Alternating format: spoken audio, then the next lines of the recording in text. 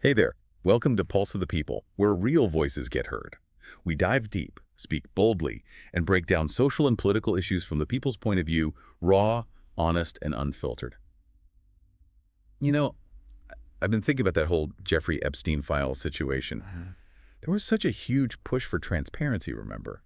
Especially from certain groups really demanding it. And then, well, it just seemed to fizzle out. Why? You have to wonder, could it be about protecting powerful people? Is there stuff still hidden? That's exactly the question at the heart of this letter from Congressman Dan Goldman to Attorney General Pam Bondi. And that's what we're going to dig into today. Okay. We'll look at the timeline he lays out, the specific things he's alleging about maybe obstruction and, what it all means, what the implications are if these delays aren't just like bureaucratic red tape. Right. So let's start from the top. This initial push you mentioned, who was really driving that? Well, initially you had quite a bit of noise from different places. Some very prominent Magier Republican influencers were quite loud about wanting everything out immediately. And after that first batch of documents came out, which frankly a lot of people found underwhelming, Yeah, I remember that feeling. Attorney General Bondi herself came out swinging, took a really strong public position. Okay, what did she actually say then? Refresh my memory. She basically pointed the finger at the FBI, blamed them publicly for not releasing more initially, and she didn't just blame them, she laid down the law. Give us all the Epstein materials within 24 hours. Wow, 24 hours. Yeah, and then a full report explaining everything within 14 days. Now, Congressman Goldman wrote his letter mid-May 2025, so we're talking Bondi's demands were likely late February, maybe early March. And since then? Yeah, Mostly silence, right, which is, I guess, Goldman's whole point is sudden quiet. exactly. That's the core of his argument. The shift from, demanding everything now to just radio silence.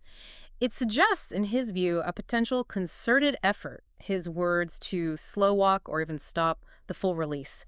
He even asks, very seriously, if Bondi might be doing this because of Donald Trump, maybe even at his direction. That's a heavy accusation. What makes him think that? Yeah. What's the evidence he points to? It really comes down to that timeline we just talked about. You've got the initial pressure, the kind of disappointing first release, Bondi's super public, very firm demands, and then nothing. Just weeks and weeks go by, no more significant files, no big report explaining why not. He looks at that sequence and finds it deeply suspicious. And wasn't there that strange undercover video with Pam Bondi where she talked about why things were slow? Ah, yes. That adds another layer, doesn't it? Some footage came out, involved someone pretending to be a nanny, I think. And in that video, Bondi gives a reason for the delay that she hadn't mentioned publicly before. She talks about tens of thousands of videos involving little kids, suggesting that was the real holdup, the sheer volume of illegal material needing review. Huh.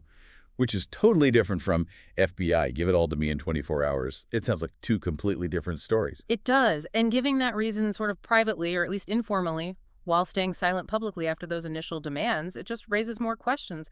Why wasn't that the public explanation if it was the main problem? So Congressman Goldman, he used to be a federal prosecutor for 10 years, right? At DOJ. That's right, 10 years. So he knows how these things usually work. And looking at all this, he writes this letter. What are the main points he makes in it? He hammers home a few key things.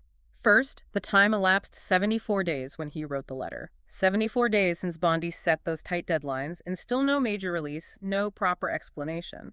That does seem like a long time after demanding it in 24 hours. Exactly.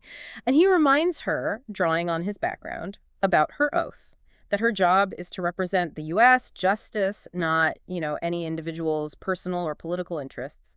And does he directly say he's worried about Trump being protected here? Oh, absolutely. He's very explicit about that. He expresses concern that information related to Donald Trump might be getting redacted, maybe even deleted. Things like Trump's name, his image, videos, anything connecting him. He's essentially asking, are you taking steps to shield the former president in this specific investigation? He wants transparency on that. It really does seem, like Goldman says, that the timeline and these sort of shifting explanations just don't quite line up. What's his gut feeling on why this is happening? He thinks the whole sequence is just off. Highly irregular is how he might put it. The initial loud demands, especially from Trump allies, and then this sudden, almost total silence. Yeah, it's weird. He asks the obvious questions. Why did Bondi go dark? Why did people like Congresswoman Luna, who were so vocal at first, suddenly get quiet? What could possibly be in those unreleased files that would cause such a dramatic U-turn? And he thinks Trump might be involved in that U-turn. He directly raises the possibility. Given Trump's known connection to Epstein in the past, Goldman suggests Trump might have, directly or indirectly, told Bondi's team to hit the brakes on the release. Okay, but what about Bondi's explanation in that video, the tens of thousands of videos excuse? hmm As a former prosecutor, what does Goldman think about that? Is that a plausible reason for this much delay? He doesn't dismiss it out of hand. He acknowledges, look, reviewing and redacting huge amounts of sensitive material, especially videos with potential victims, it takes time. It's meticulous work. And apparently there were reports of dozens of Asians working on it, so he gets that. But even with all that, he finds it hard to believe it justifies over 2 months of delay, especially after Bondi's initial rush. Wow. From a legal viewpoint, sometimes delays just happen to let public attention die down. And the conflicting reasons from Bondi don't help build confidence either.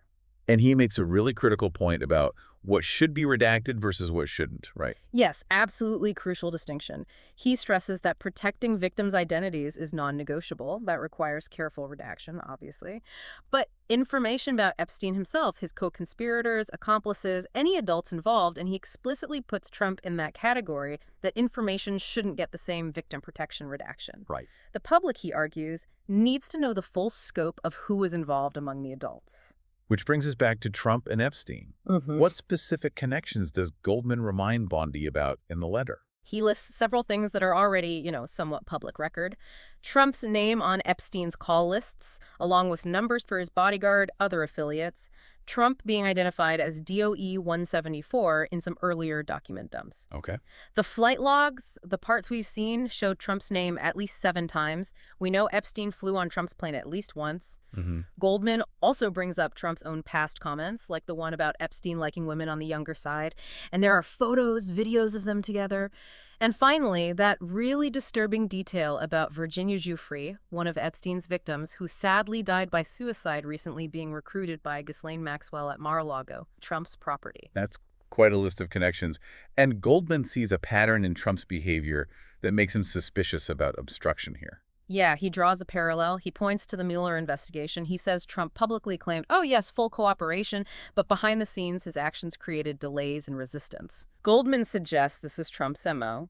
Say one thing publicly, do another privately to protect himself. So he argues, if the Epstein files contain stuff that's even more damaging or embarrassing than what we already know, Trump would have a very strong motive to stop them coming out. Maybe raising questions that go beyond just, hanging out together. So we're not just talking about potential embarrassment. This could be about blocking information the public has a right to see. That's the implication, yes. If there's a deliberate move to hide information about powerful people in a case like this, involving horrific crimes, it really shakes your faith in the system. It makes people wonder if accountability is only for some, not for others.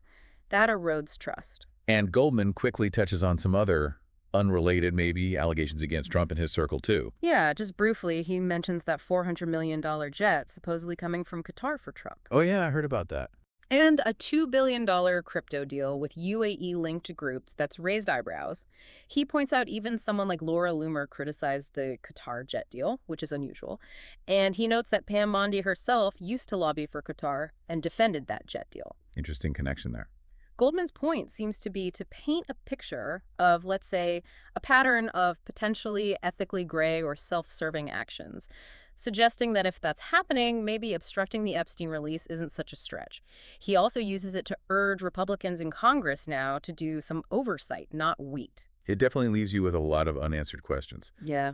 And the whole situation with the Epstein files delay after those initial demands, Yeah. it does feel, well, fishy, as Goldman put it. Yeah, Fishy sums it up pretty well. That stark contrast between the initial big push for transparency and then the sudden stop, plus the confusing explanations. It definitely creates suspicion and makes you think closer investigation is needed.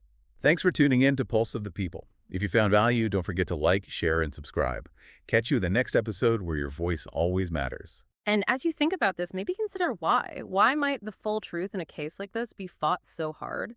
What does that suggest about the influence of the people involved? And what does it mean for our trust in institutions when transparency seems so hard to come by? You could even, look back at what has been released before about Epstein. I might give you some context for why these current delays feel so significant.